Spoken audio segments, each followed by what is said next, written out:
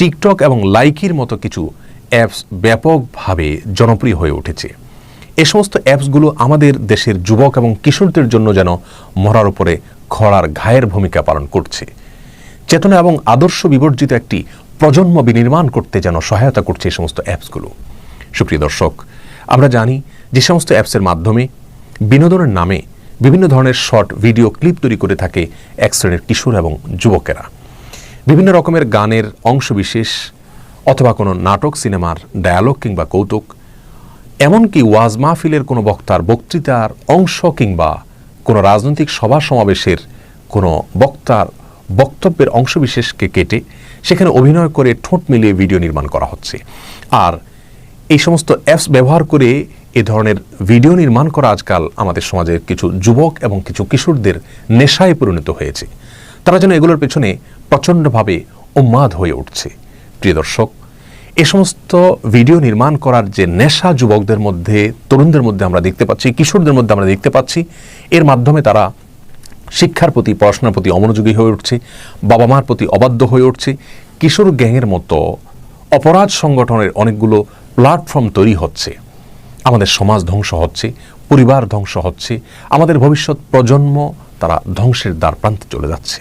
প্রিয় দর্শক, আমরা অনেকেই কিন্তু টিকটক ভিডিও দেখে থাকি, উপভোগ করে থাকি। বিনোদনের নামে আমরা নিজেদের অজান্তে আমাদের যুব সমাজকে ধ্বংসের জন্য অগ্রণী ভূমিকা পালন করছি। তার কারণ হলো টিকটক ভিডিও মানেই হলো অশ্লীলতা, টিকটক ভিডিও মানেই হলো কাউকে নিয়ে ট্রল করা, ব্যঙ্গ বিদ্রুপ করা, ঠাট্টা করা, হাসি তামাশা করা।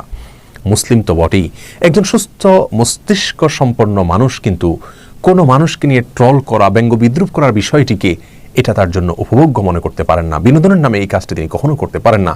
অশ্লীলতার ব্যাপকতা কখনো সমর্থন করতে পারেন না। অথচ নিজেদের অজান্তে কিন্তু আমরা সেই কাজটি করে চলেছি। প্রিয় দর্শক, কোরআন কারীমের সূরা হুজুরাতের 11 নম্বর আয়াতে আল্লাহ সুবহানাহু ওয়া তাআলা অত্যন্ত পরিষ্কার ভাষায় অন্য কাউকে নিয়ে ট্রল করা, ব্যঙ্গ বিদ্রুপ করার বিষয়টিকে নিষিদ্ধ ঘোষণা করেছেন। আল্লাহ বলেছেন, লা ইয়াসখার কওমুন মিন কওমিন, কেউ যেন অন্য কাউকে নিয়ে ঠাট্টা না করে, বিদ্রুপ না করে, ব্যঙ্গ না করে, এটাকে আল্লাহ সুবহানাহু ওয়া তাআলা হারাম ঘোষণা করেছেন। তেমনিভাবে যারা সমাজের মধ্যে অশ্লীলতাকে বিভিন্নভাবে ছড়িয়ে থাকে, বিস্তার করে থাকে, তাদের ব্যাপারে কোরআন কারীমে আল্লাহ সুবহানাহু ওয়া তাআলা দুনিয়াতে লাঞ্ছনা এবং আখিরাতের যন্ত্রণাদায়ক শাস্তির কথা ঘোষণা করেছেন। কোরআন কারীমের সূরা লোকমানের 6 নম্বর আয়াতে আল্লাহ সুবহানাহু ওয়া তাআলা এই সমস্ত কর্মকাণ্ডকে ভৎসনা করেছেন। যারা বিভিন্ন ধরনের অহেতুক কর্মকাণ্ডকে বিনোদনের নামে বা বিভিন্ন নামে সমাজে তারা ছড়িয়ে থাকে, তাদের বিষয়ে আল্লাহ সুবহানাহু ওয়া তাআলা অত্যন্ত কঠোরভাবে বিশুদ্ধার করেছেন। অতএব টিকটক অ্যাপের মাধ্যমে অশ্লীল কিংবা বিদ্রুপাত্মক ভিডিও তৈরি করার যে অসুস্থ প্রবণতা দেখতে পাচ্ছি আমরা উঠতি বয়সের ছেলে মেয়েদের মধ্যে, সেটাকে এখনই থামিয়ে দিতে হবে। অন্যথায় তাদের এই পাগলামো, তাদের এই উন্মাদনা, তাদের এই সমস্ত উদ্ভট কর্মকাণ্ড তাদেরকে এবং গোটা সমাজকে ধ্বংসের শেষ প্রান্তে নিয়ে পৌঁছাবে। পৃথিবীর বিভিন্ন প্রান্তে আমরা জানি টিকটক অ্যাপ নিষিদ্ধ করা হয়েছে। এ কারণে আমাদের দেশে গত 2 বছর ধরে এই অ্যাপটি নিষিদ্ধ হওয়ার কথা আমরা শুনে আসছি, কিন্তু এখনও পর্যন্ত নিষিদ্ধ হয়নি। আমরা সংশ্লিষ্ট কর্তৃপক্ষের কাছে অত্যন্ত জোরালোভাবে দাবি জানাচ্ছি, টিকটক এবং লাইকি সহ এই ধরনের অ্যাপসগুলো অনতিবিলম্বে বাংলাদেশে নিষিদ্ধ করা হোক, রক্ষা করা হোক যুবক এবং কিশোরদেরকে ধ্বংসের দ্বার প্রান্ত হতে।